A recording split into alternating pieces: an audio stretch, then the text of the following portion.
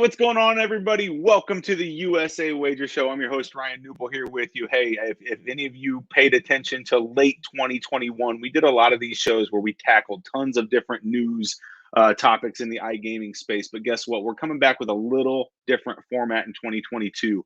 This year, we're going to really kind of dial down what we talk about, and we're going to take one topic, we're going to dive deep, we're going to bring on guests that know what they're talking about on certain topics in the gaming space. And so that's the direction we're going this year. I really appreciate all of you tuning in. If you have any ideas of different things you want to hear in the gaming space, please let me know.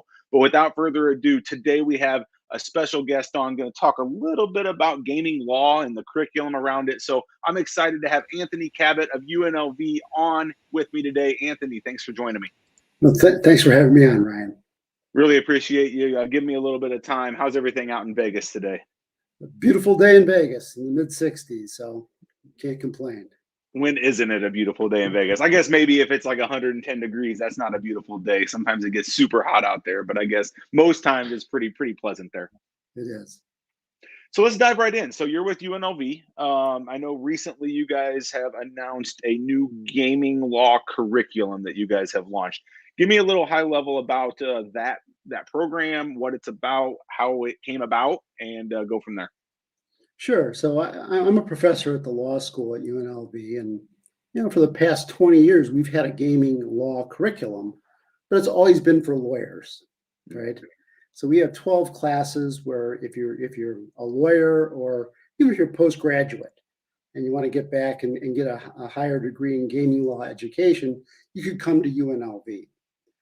But we saw a real demand out there when we were talking to people for non-lawyers who wanted to learn something about gaming law. And a lot of them work for casinos, they work for sports books, they could be in internal audit, compliance, they could be executives. They just want to get an understanding of how to comply with gaming laws and what they are and how it affects their business and how they can plan for it.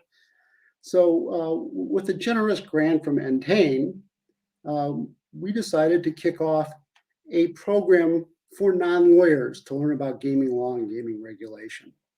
And so that's what this new program is all about.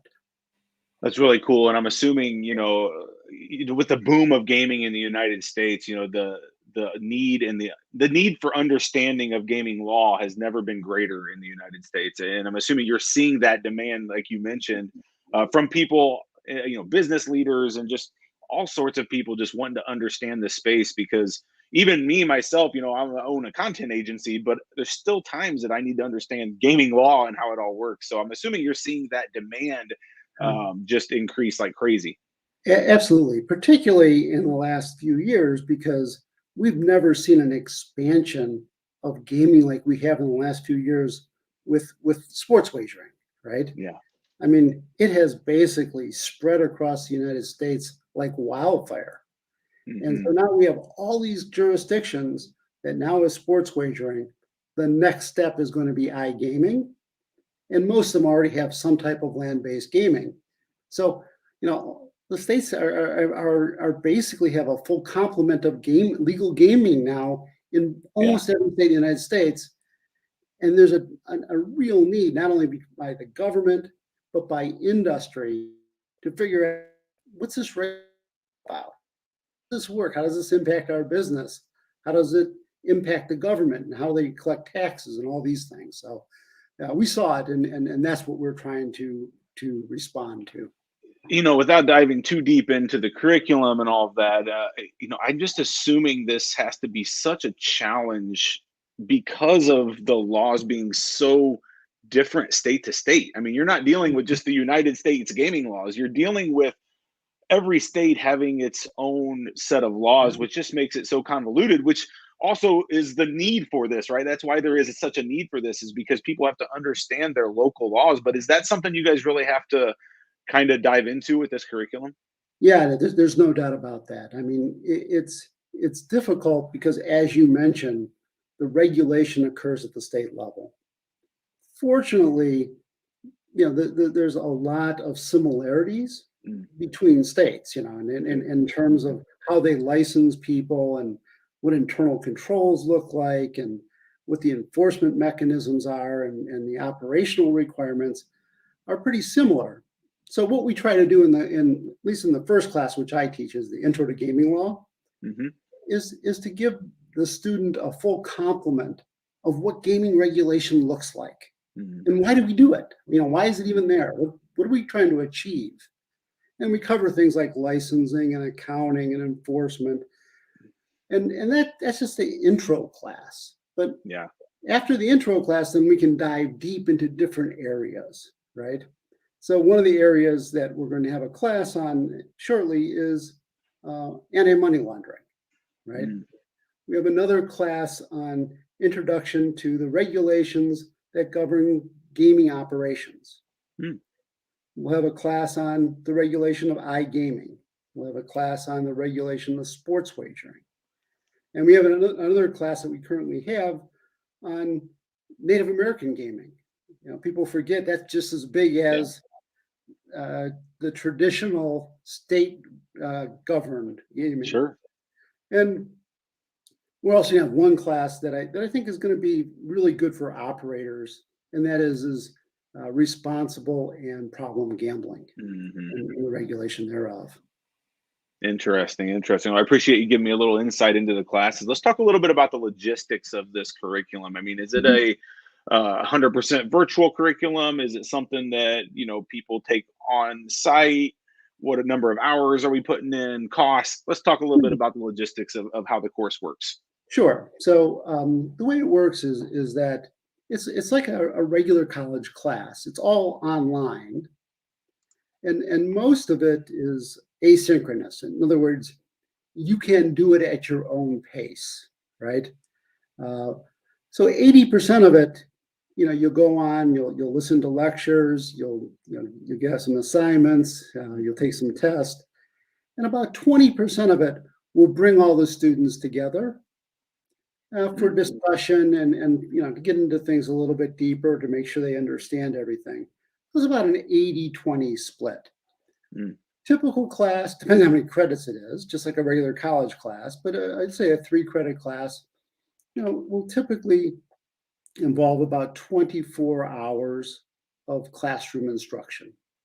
So that's kind of the way it works. And we start on March 1st, is when the classes kick off. Okay. And I should have checked what the tuition is, but it's about $2,200, somewhere around there, for each of the classes. And we just popped up the URL, but I'm assuming people can go to, it looks like law.unlv.edu, and there's a gaming channel to get into. We'll put the link out in the show notes, but is there a certain spot that people should be looking for this link, or just head out to UNLV's website? Yeah, just head out to the UNLV Law School and look at the gaming law program, and you'll find it. It's pretty evident when you go there. So explain a little bit more. I mean, I know you said this isn't just for lawyers, this is for anybody, but what type of person in the gaming space would be interested or could really have some value taking this course? What type of people do you think are going to be a part of this? Well, there's some that are pretty obvious.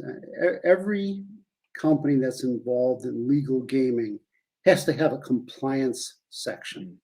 Yep. And some big international companies, there's 20 people in that group, right? And what they're doing is to making sure that the gaming company is in compliance with all laws and regulations. And so it's really obvious that anybody in compliance would find this valuable.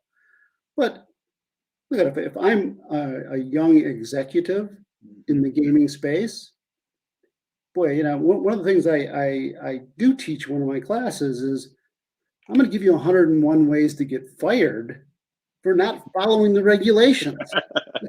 Right? Here's what can go wrong if you don't follow. That's right. And so every executive or anybody who wants to be an executive should know the regulations pretty well to avoid the trap doors that could ruin your career. Yeah. Right. Makes sense. But there's also regulators out there, right? I mean, every state has a regulatory agency.